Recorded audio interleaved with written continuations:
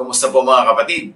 Mukhang lumalapit-lapit na ang konting panormal-normal ng ating buhay. At sa ganito mga panahon, napakaraming mga nagpapapray, napakaraming mga prayer request, maraming humilig bigla mag-pray.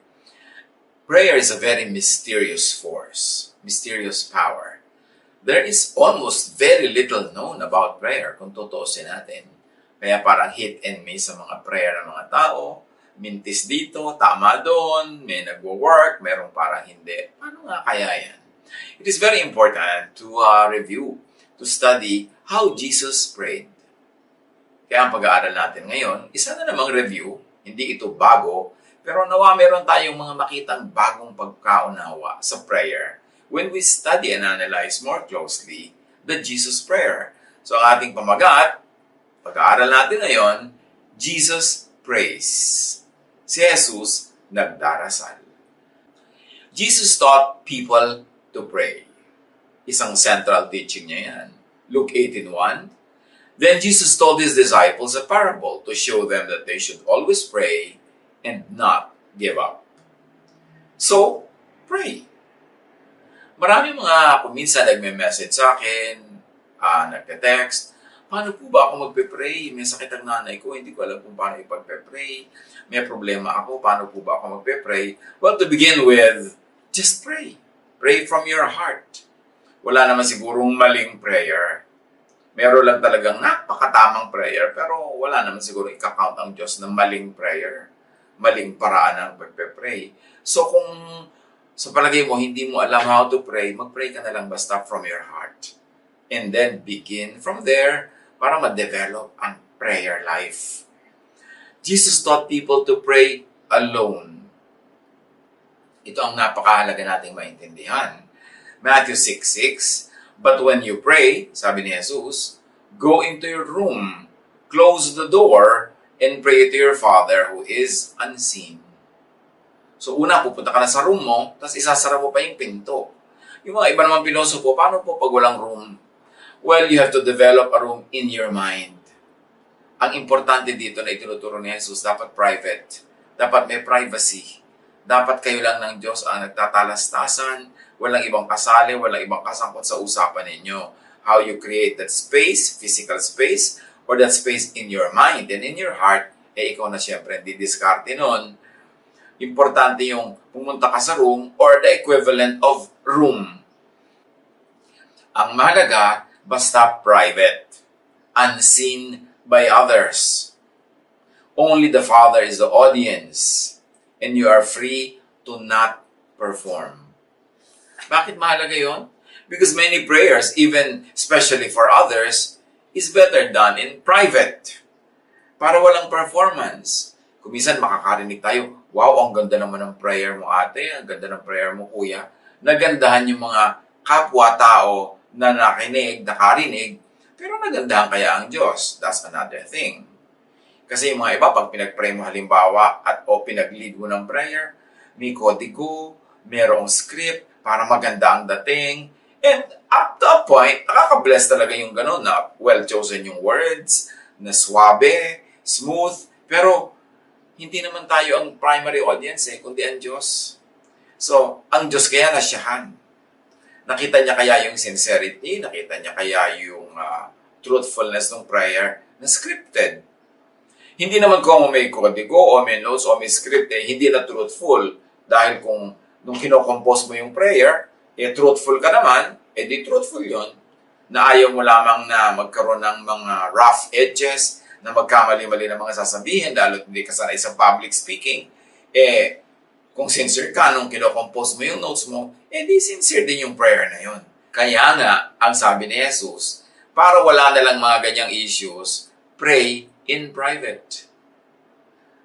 Yung wala kang kailangang tao na i-please. Wala kang tao na kailangang i-impress. Walang time limit. Walang kailangan na i-connect mo sa part ng ganitong program, so sa sinundan mo at kasunod. Kasi pagka public prayer, iisipin mo lahat ng mga bagay na yun.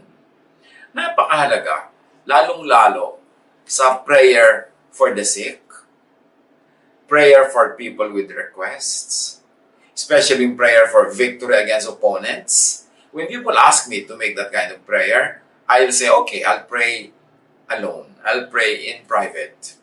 Alam ko na yung prayer request mo, magpe-pray ako. Why? Because pag walang audience, walang mga nakapaligid, you could pray according to your conviction.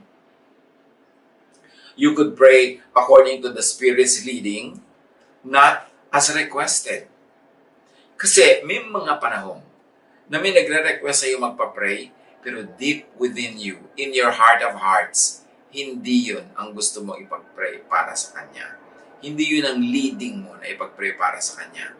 So, alin ang susundin mo? Yung request niya o yung nasa loob mo, yung niloloob mo? Again, masosolve yun kung nagpe-pray ka in private. There was a time na ako'y may kausap na isang may edad na ginang at may sakit siya. Matagal na siyang bedridden. Ang request niya sa akin, nawa ay tawagin na siya ng Panginoon at bawiin na ang kanyang buhay at umuwi na siya sa Panginoon. May mga anak siyang nakapaligid. So, kinailangan ko pang tanungin yung mga anak, agree ba kayo sa prayer ng nanay niyo? Bago ako mag-pray. So, you see, kailangan ko pang kumuha ng mga boto ng mga tao sa paligid. Kasi anong gagawin nila kung sinunod ko yung nanay niya at pinag-pray ko nga na babawian na ng buhay, ayaw pa pala ng mga anak. So, sino ngayon ang ipiplease ng prayer ko? Well, mabuti naman at yung mga anak din ay agree na rin kung anong gusto ng nanay nila, iginalang nila. So, we prayed that way. Kaya lang, after a few days, nagpatawag yung nanay, bawi daw ang prayer, bawi. Kasi gusto pa niyang mabuhay ng mahaba-haba. For whatever reason. Meron na naman siyang dahilan para humaba ang buhay. Yun ang mga complications ng prayer na may human audience. Pwedeng maging performance, pwedeng magkaroon ng political underpinnings, pwedeng magkaroon ng hidden agenda. Lalong-lalo kung program na malaking-malaki, na gusto mo magpa-impress, maganda ang dating ng prayer mo, umisa nagiging secondary audience yung Diyos. Hindi naman lagi. Pwede namang ang ganda ng prayer, scripted na prayer, memorized prayer, pero sincere pa rin, pero mas maraming complications talaga pag may human audience. Sa pagpapatuloy ng turo ni Jesus about private prayer, sabi niya, pray in private, no? Then your Father who sees what is done in secret will reward you. So there's a greater opportunity to be blessed when it is done in secret, because apparently, according to Jesus, that's the way the Father likes it to be. Luke 9:18. Once, when Jesus was praying in private, very clear, emphatic, huwag na natin ituloy yung sentence kasi hindi yun ang lesson natin. Pero introduction, once when Jesus was praying in private. Matthew 14:23. After he had dismissed them, he went up on a mountainside by himself to pray. Later that night, he was there alone. So this is another motif, aside from being alone, mountain. Ang daming prayers ni Jesus sa mountain, sa mountaintop, sa mountainside. Siguro lang dahil napakaraming bundok sa kanyang paligid, pero laging ine-emphasize ng mga nagre-report at nagsusulat yung mountain. Meron bang factor involved yun? Malay natin meron. Kasi nga mahiwaga ang prayer. So kung may bundok ka dyan, nakatabi, o may bundok ka dyan, nakatira ka sa kabundukan, bakit naman hindi ko doon mag-pray? Total yun ang minodal ni Jesus. Ngayon, kung malayo ka sa mga bundok, wala kang katabing bundok, wala kang mapuntahang bundok, edi mag-create ka ng bundok in your mind. Ang mahalaga sinitingnan mo kung paano nag-pray si Jesus, bakit nga ba ganun? Pero syempre nga, dahil may yun ang natural setting din niya, pwedeng yun lang din naman ang dahilan. Pero kung yun lang, bakit pa i-emphasize sa mga writers yung ganung detalye? Matthew 26:36 and 39. Then Jesus went with his disciples to a place called Gethsemane. And he said to them, sit here while I go over there and pray. Going a little farther, he fell from his face to the ground and prayed. So may mga kasama si Jesus, pero hindi niya niyayang mag-prayer meeting. Hindi niya sinabing, sige, magkapit-kapit tayo ng kamay, mag-pray tayo.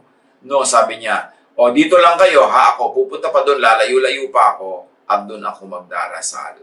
At yun nga ang ginawa ni Jesus.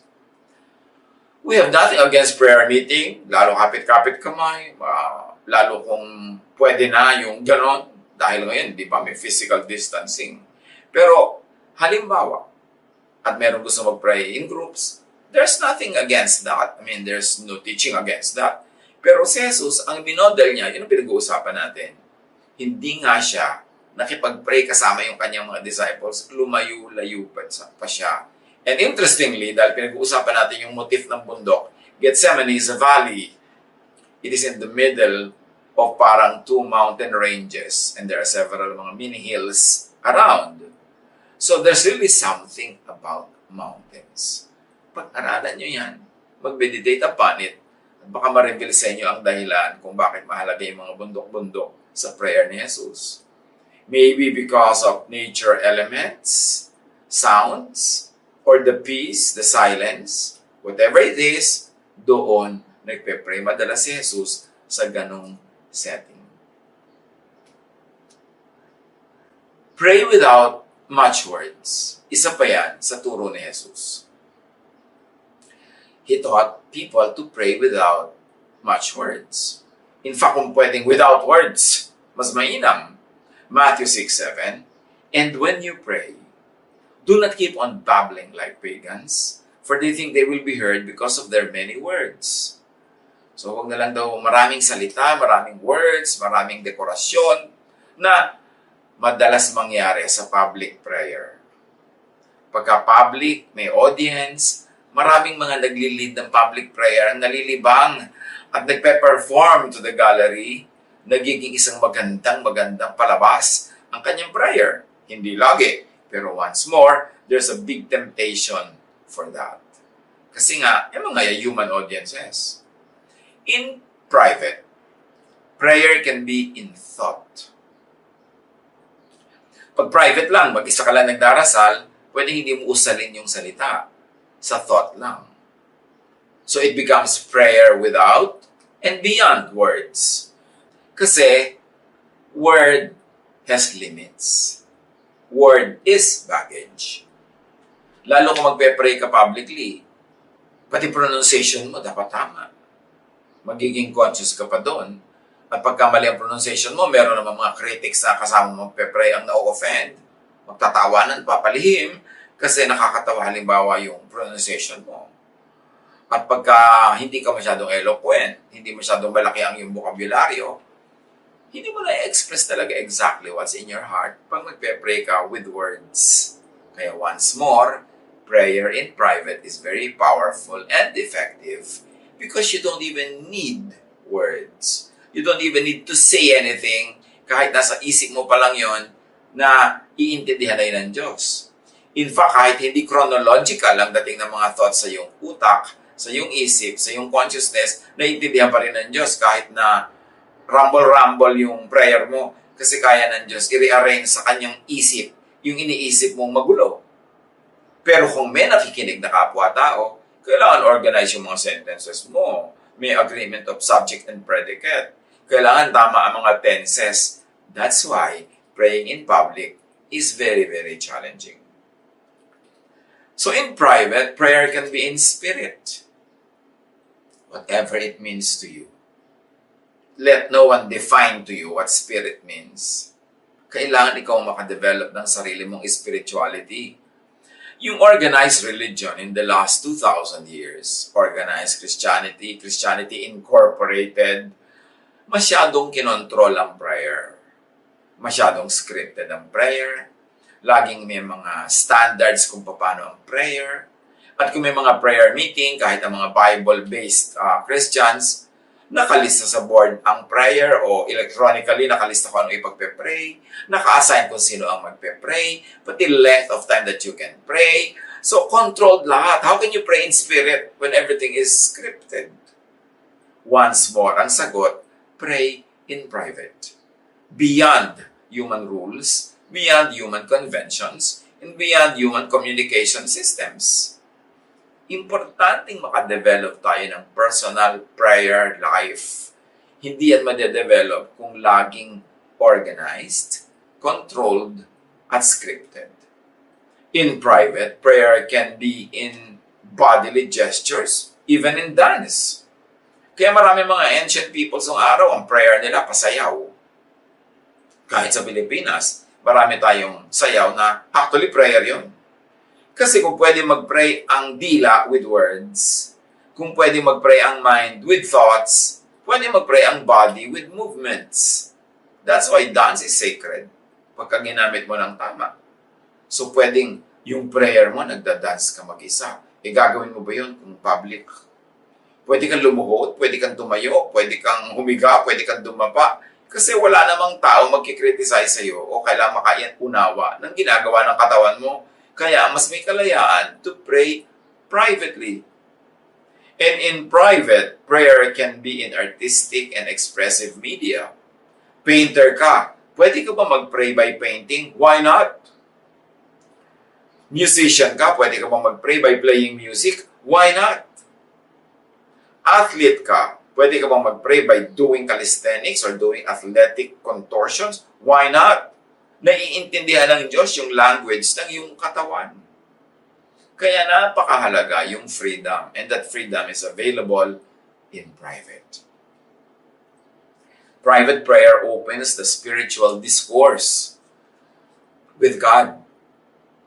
Wala kang kailangang conditions, walang kailangang ma-meet na requirements, malaya ang kilos ng Espiritu.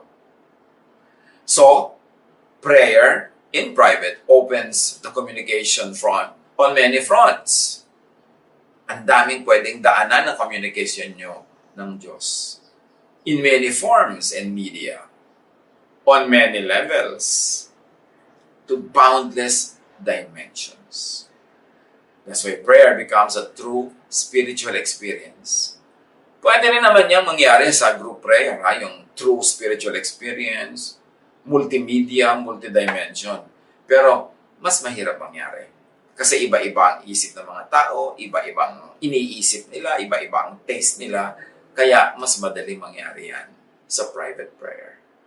Ang sarap kung meron kang kagrupo na mag-pray, kayo ang laging nagpe-pray na nagkakaintindihan na kayo, iisa na ang pintig ng inyong puso, iisa na ang inyong language, whether it is verbal or non-verbal, then maganda makipag-pray together with such a group. Pero kailangan na-develop nyo na yung unity of spirit, unity of the bodies around, para yan ay magkaroon ng sense to everyone present. So Jesus prayed in quiet places. Luke 5:16, but Jesus often withdrew to lonely places and prayed. In fact, what is so interesting is this. Ano talaga ang nangyayari pag nagpe-pray si Jesus in private? Hindi naman sinabi, walang nagsabi, kasi wala naman nakakita dahil private nga.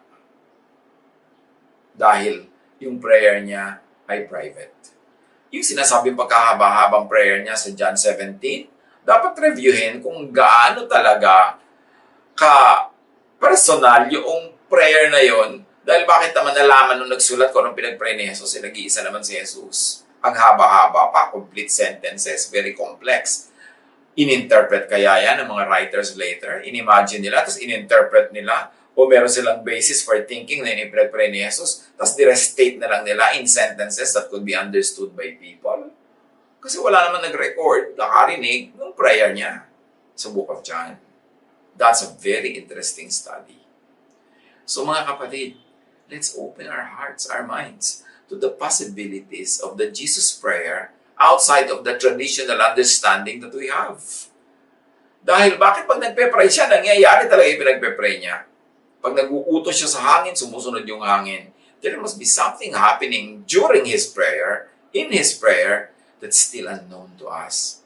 Kasi nag-assume na tayo na naintindihan natin yung prayer. May mga konti in the past na nag-assume na naintindihan nila, itinuro sa atin at nilulunan natin yung turo nila. Hindi na tayo nag-iisip para sa sarili natin. Kaya mga prayer natin ngayon, mechanical, scripted, traditional. Kasi wala na nag-iisip na, hey, teka, tama ba tayong mag-pray? Ito ba talaga ang pinagpe-pray? Ganito ba talaga dapat mag-pray? Dapat i-question yan. Kasi kung tama ang pagpe-pray natin, dapat napaka-powerful ng ating spiritual life. So review. Develop your own personal style. At magagawa mo lang yan if you pray in private. Jesus prayed in quiet places, in the evening, or very early morning. That's very interesting. Yun na naman schedule ng pagpe-pray ni Jesus. Mark 1:35, very early in the morning, while it was still dark, Jesus got up, left the house, and went off to a solitary place where he prayed. So nandito lang yung mga element privacy, quiet place, malamang bundok na naman ito, tapos very early in the morning. Well, aside from the practical implications and the practical reasons, kasi baka marami siyang gagawin ng araw na yon, marami siyang pupuntahan, marami siyang pagagalingin, tuturuan. So yung prayer niya, ginawa na niya very early para matapos na at mauna na. At hindi lang basta early very early, para hindi niya madaliin, kahit humaba yung prayer niya, humaba yung time ng pakikipag-need niya sa Ama, hindi niya kailangan putulin dahil ayan na yung schedule niya for the day. But interestingly, ang mga prayer ni Jesus are very early in the morning, or madaling araw, or gabi, o humahapon at dumidilim. Luke 6:12. One of those days, Jesus went out to a mountainside to pray and spent the night praying to God. So, magdamag na nagpe-pray, pero mag-isa. Ngayon naman, maraming pinapauso na prayer vigil, pero ang daming tao. Ito, mag-isa siya nagpe-pray. Wala namang masama siguro kung mag-grupo kayo at mag-pray kayo magdamag, pero ang binodel ni Jesus was a private prayer. There is really something about the time and the timing of the Jesus prayer. There is something about the time and the timing of ancient prayer. At hindi naman katakataka. Kasi sa Ecclesiastes 3:1, there is a right time for everything, and everything on earth will happen at the right time. Is there a right time for personal prayer? Well, study your personal circumstance. Siguro kung ano ba ang schedule mo, may trabaho ka ba, merong bang oras ang buhay mo, de oras, so i-adjust mo yung prayer life. Pero ang mahalaga, it has enough time to happen naturally without being hurried or without being cut. Prayer is powerful. Prayer is a great force, probably the greatest force known to us or unknown to us. When done and employed correctly, prayer can override natural law. Prayer can actually ask for a miracle. Maraming nangyaring ganyan. Prayer. They asked Jesus na iligtas sila sa bagyo. Jesus made a miracle. Maraming mga examples in the Bible, pati sa ating mga personal lives.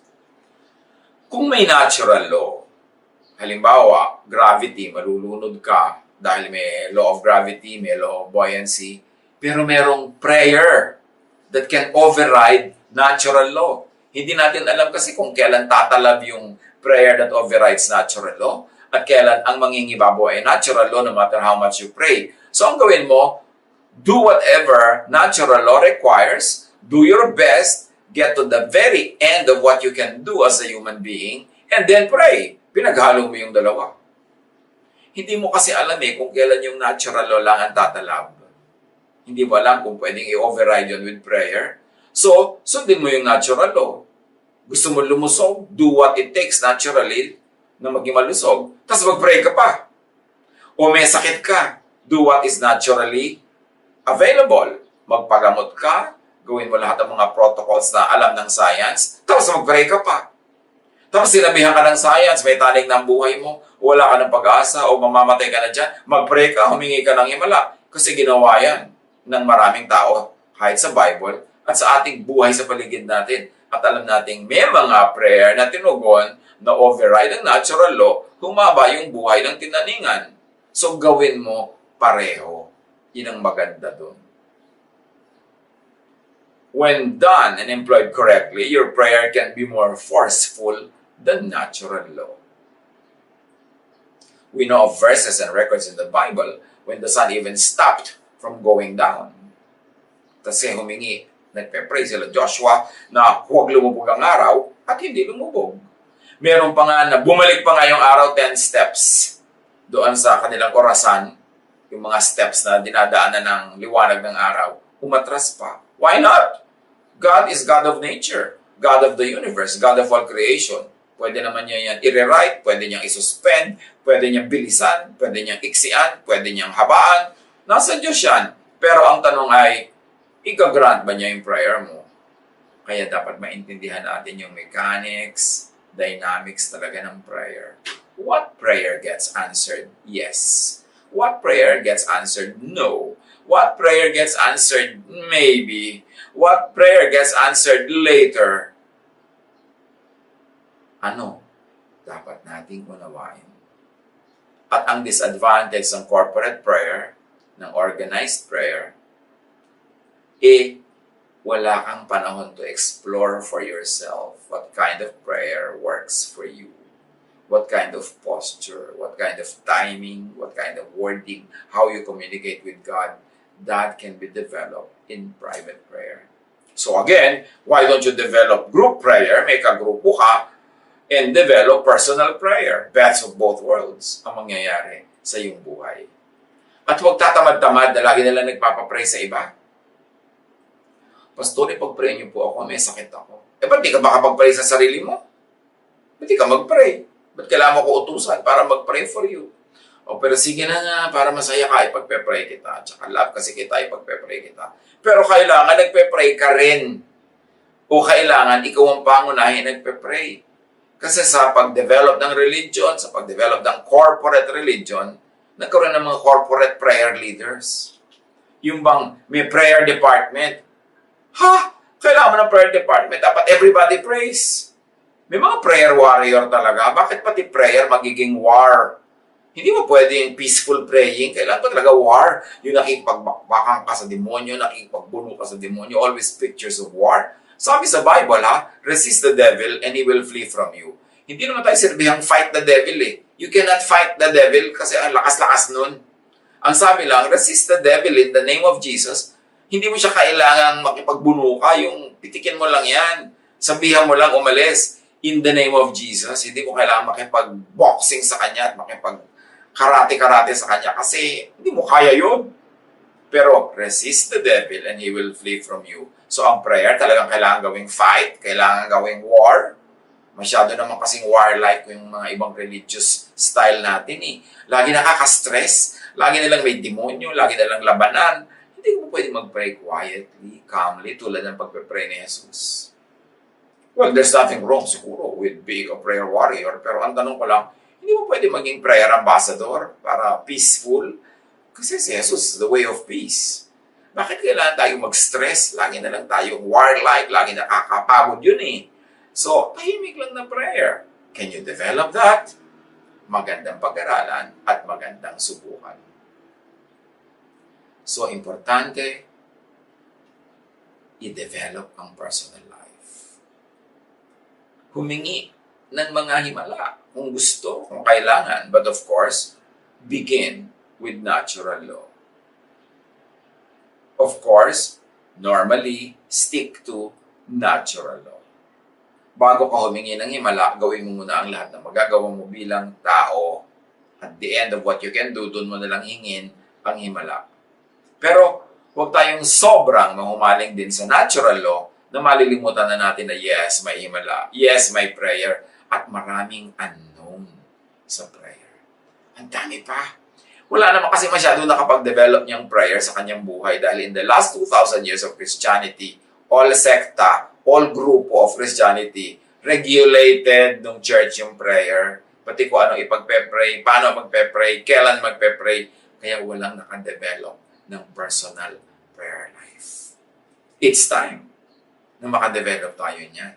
Magising tayo sa katotohanan. Huwag nating blindly, mechanically, robotically, ulit-ulitin yung itinuro ng mga nauna sa atin sa church kasi namana din lang nila yun sa nauna sa kanila. So at the end of the day, generation to generation of prayer and prayer people, yun pala meron lang isang umimbento nun somewhere in the past. Kung anong right niya na mag-imbento, right din natin ngayon to reinvent it because we all have personal correspondence with God. Develop prayer. But kailangan, Spirit-led. When Spirit-led, when empowered, prayer of faith, it can move mountains. Remember, prayer can move mountains. It goes against natural law. May hangganan din ang natural law. Hindi lahat pang natural law lang. Kaya natin ine-emphasize to observe natural law, to follow natural law, to respect natural law. Kasi marami mga tao hyper-spiritual. Inuuna na nila, himala na muna bago nila gawin yung dapat gawin. May sakit, ayaw uminom ng gamot. May sakit, ayaw uminom ng mga tamang pampagaling. May sakit, ayaw magpalakas ng katawan, ayaw magpahinga. Dadaanin sa prayer. So, yan ang ine-emphasize natin ng natural law. Mag-natural law ka muna. Pero, hindi lang lahat natural law. Meron ding himala. Meron ding unknown. So, be good at both. Sa pag-observe ng natural law at sa paniniwalang, yes, prayer can move mountains. Prayer can actually circumvent natural law, can even overpower it. Pero kailangan yon prayer of faith, prayer that is really in accordance with the will of God for natural law to be superseded by the power of faith. Mark 11:23. And if you have no doubts in your mind and believe that what you say or what you pray will happen, then God will do it for you. So you see, pwedeng madaig ng isip, ng thought, ang physical world. Pwedeng madaig ng faith, ang natural law. Magandang i-develop yan. Matthew 17:20-21, he replied, "You cannot do it because you have so little faith. Truly I tell you, if you have faith as small as a mustard seed, you can say to this mountain, move from here to there, and it will move. Nothing will be impossible for you." So prayer is very much about one's personal spirituality. Ang hirap naman magkuha ng average and communal spirituality kung 5 kayo nagpe-pray together. Paano kung merong isa doon ang bababa ng faith? Ibababa niya ang average sa inyong lahat. Kaya mahalaga makadevelop ng personal prayer. James 5:16, the prayer of a righteous person is powerful and effective. But only when you allow that person to pray alone. Kasi kung meron siyang kasama sa grupo, mabababa ang faith, bababa yung general average of faith ng grupo. Kaya ang sabi ng isang version, anyone who lives the way God wants can pray and great things will happen. Kailan tayo nagpapapray sa iba? Hindi lang pag tinatamad tayo. Pag talagang alam natin na mababa yung faith natin sa oras na ito, mahina, tapos alam natin na merong malakas yung faith niya, mataas yung faith niya, doon tayo magpa-pray para yung prayer niya ang madinig. Siguro, yan ang isa sa mga importance ng intervention. Yun ang nanalangin ka para sa iba. Yung pagka sobrang hina ng pananalig nila, hindi sila makapray, o sobrang silang involved sa issues nila na hindi sila makafocus how to pray, that's when the prayer of another person is important and useful. Pero huwag natin gawing bisyo na lagi nagpapapray sa iba. Kailangan tayong kauna-unahan nagpe-pray, dinedevelop natin ang ating personal prayer life. So pray. Whatever you know about prayer, whatever your attitude about it is, whatever your belief about it could be, just pray. You cannot go wrong praying. Pray in public if you must. At may mga event na kailangan talaga yun. Pray with others if you must. But your most important prayer is your private prayer. Learn how to pray by private tutorial from and by the Holy Spirit. It can happen most effectively when you are alone. This is why it is best to pray in private. At kung may bundok pa, the additional bonus. Dahil hindi pa nga natin naintindihan kung anong role noon, kung meron, di gamitin mo. Unknown to you or known to you, it will work kung nananalig ka. Tapos kung meron ka pang oras ng gabi, magdamag, o may oras kang very early in the morning, di gamitin mo yung schedule na yun kasi yun ang minodel ni Jesus. Wala naman siguro mawawala sa yung sundin mo yun. Kung kaya mong sundin, and if your personal circumstance allows that kind of schedule. Find your best and your most suitable prayer time, prayer place, and prayer language in form. But in any way and in every way, pray. Just pray. God bless us all.